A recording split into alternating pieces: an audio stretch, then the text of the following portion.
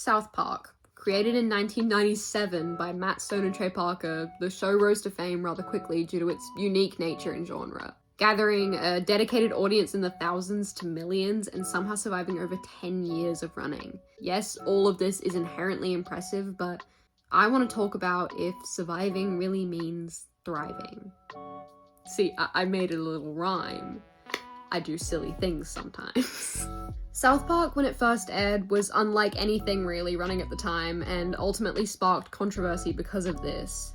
It wasn't like anything else because of its own spin on dark humor. This sparked up the first of many controversies, especially in parents at the time, because South Park wasn't directed at children, but your main cast being 4 young boys doing things that most young kids shouldn't do is a bit of an attention grabber, especially to the younger audience and their guardians. South Park's natural charm came from the fact that it had never really been done like this before and was never intentionally done to appease anybody.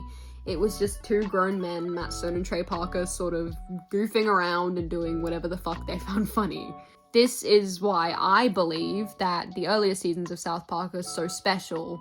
Even if both Matt and Trey look back on that time of some of the worst show writing that they did, it had this incredible charm where even if the audience didn't find it funny, you just know that they had a great time creating it. Moving on to the later seasons, right in the middle, Matt and Trey sort of found their feet in the world. The show had a premise and inspirations and long-running jokes to jump off of. And around this time is when South Park saw its most success, with Matt and Trey attending award shows, winning said awards, and being genuinely acknowledged as 2 big people on the scene by most famous people around them.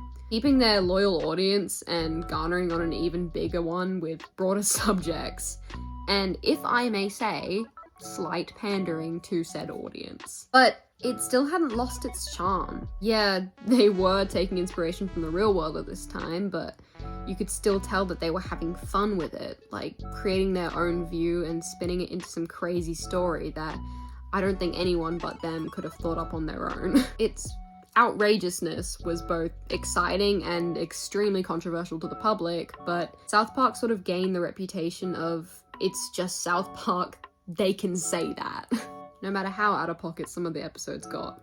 If we take this knowledge to the present time, I'm sure most fans know of their very large hiatus as they figured out their streaming platforms and the lawsuits that came with. Paramount had them pumping out specials that lacked any sort of charm due to their strung out nature and forced production. Yeah, Matt and Trey was still creating, but it's hard to know if they felt good about everything that they were putting out, focusing in on subjects more relatable to them rather than the audience and drawing out stories that people were probably clearly fed up with. I'm looking at you, Randy Marsh.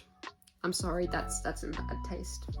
Rest in peace, Integrity Farms. A lot of fans began to fall off at this time, not being as enamored with the specials as they were the episodes. After a few years of waiting and constant disappointment with their production, South Park Snow Day, the future of South Park wasn't looking great.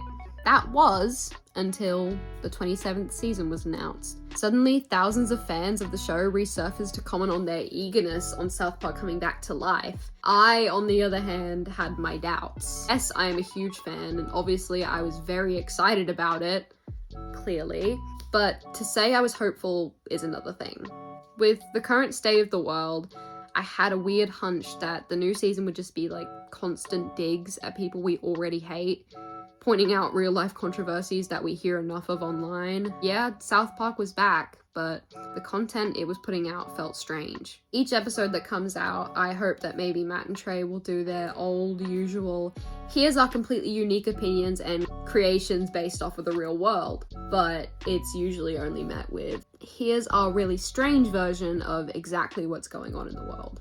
To me, personally, it's been clear that Matt and Trey are done with South Park. It's become consistent pandering to an audience who demands controversy rather than the special and creative new idea it used to be. And don't get me wrong, this is not to say I blame Matt and Trey. I 100% also would have gotten very sick of making this show.